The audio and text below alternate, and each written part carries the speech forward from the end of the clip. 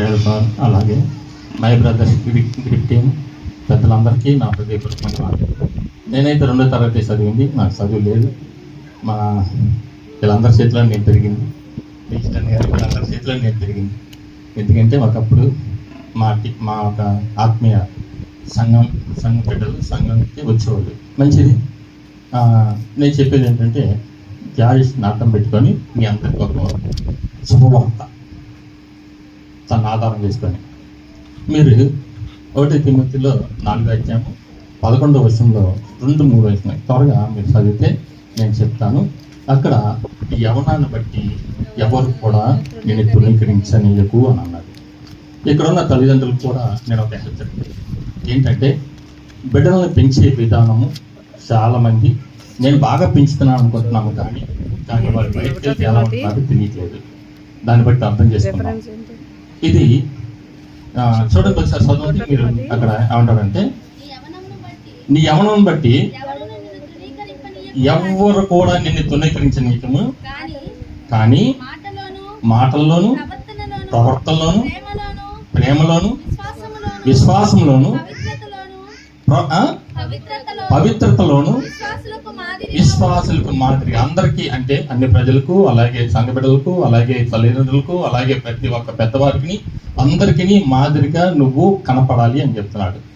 కానీ అది ఎలా అట్లా నేర్చుకుంటున్నారు అనేది మనం చూసినట్టయితే అక్కడ అంటాడు.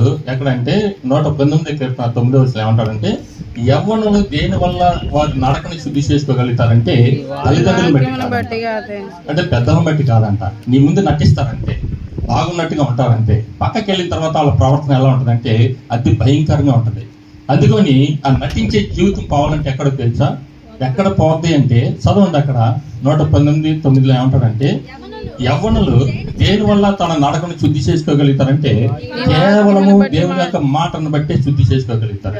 అది మనం గుర్తు పెట్టుకోవాలి. ఆ దేవుని మాట ఎక్కడ దొరికిద్ది నీకంటే మందిరంలో దొరికిద్ది.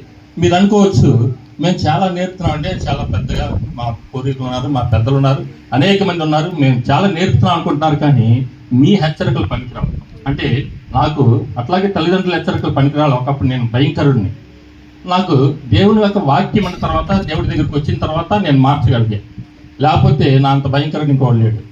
అందుకని నేను అంటాను ఏంటంటే, తల్లిదండ్రులైన మీకును మరి ఆ ప్రసంగి గ్రంథంలో ఏమంటాడంటే, అక్కడ 12వ అధ్యాయంలో బాల్యదినము నుంచే నీ బిడ్డలకు సృష్టికర్త యెహోవాని స్మరణకు తెచ్చుకోమంటాడు. అంటే చిన్న వయసు నుంచే వాళ్ళని నడపాల్సిన మార్గంలో నడిపించు అంటాడు. ప్రసంగి 11:9 ఏమంటాడంటే, యవనస్తులు త్రొట్టిలక తప్పదు కానీ వారిని మంచి మార్గంలో నడపడానికి ప్రయత్నించేయమంటాడు. అది నీ వల్ల కాదు కాబట్టి మీ యవన బిడ్డలని, అలాగే ఇక్కడ యవనస్తులు ఉండొచ్చు, వారిని కూడా దేవుడికి అప్పచెప్పండి, ప్రభు సంఘానికి అప్పచెప్పండి. ప్రభు పాదాల దగ్గరికి వెళ్తారు, ఇలాంటివన్నీ నేర్చుకుంటారు.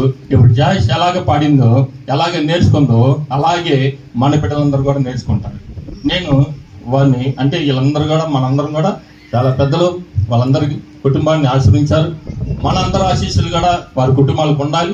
అలాగే మరి స్టీఫెన్, అలాగే మా బుజ్జమ్మని, అలాగే మనందరం ఆశీర్వదిస్తానికే మనం ఇక్కడికి వచ్చాం. కానీ మన బిడ్డలను కూడా మంచి మార్గంలో నడపాలని నాకు ఒక ఆతురత, ఆందోళనతో నేను మరి అయ్యగారు ఇచ్చిన ఈ సమయాన్ని బట్టి నేను చెప్పాలనిపించింది. నేను చెప్తున్నాను, జాగ్రత్త పడదాం. యవన బిడ్డలు ఖచ్చితంగా త్రొట్టిల్లుతారు. అలాంటి వారిని మార్చి ప్రభుకి అప్పచెప్దాం. అప్పుడు మీ మాట వింటారు, తల్లిదండ్రులను సన్మానిస్తారు, మంచి మార్గంలో నడుస్తారు. అలాగే మంచి మార్గంలో నడవాలంటే మరి ఖచ్చితంగా వాక్యాన్ని వారికి నేర్పించాలి, ప్రార్థన నేర్పించాలి, అలాగే మంచి బాటలో మంచి మార్గంలో నడవాలి. బాల్యం నుంచే సృష్టికర్త యెహోవాని స్మరణకు తెచ్చుకునేటట్లుగా చేయాలి. అలా ఉండిటకు ప్రయత్నించేద్దాము. మనందరం కూడా అలా దీవించబడతాం. అలాగే ఆ ఇద్దరు బిడ్డల్ని, అలాగే జాయిని, అలాగే వారి కుటుంబాన్ని దేవుడు దీవించింది కాక, మనందరి ఆశీస్సులు కూడా వారికి ఉంటుంది కాక.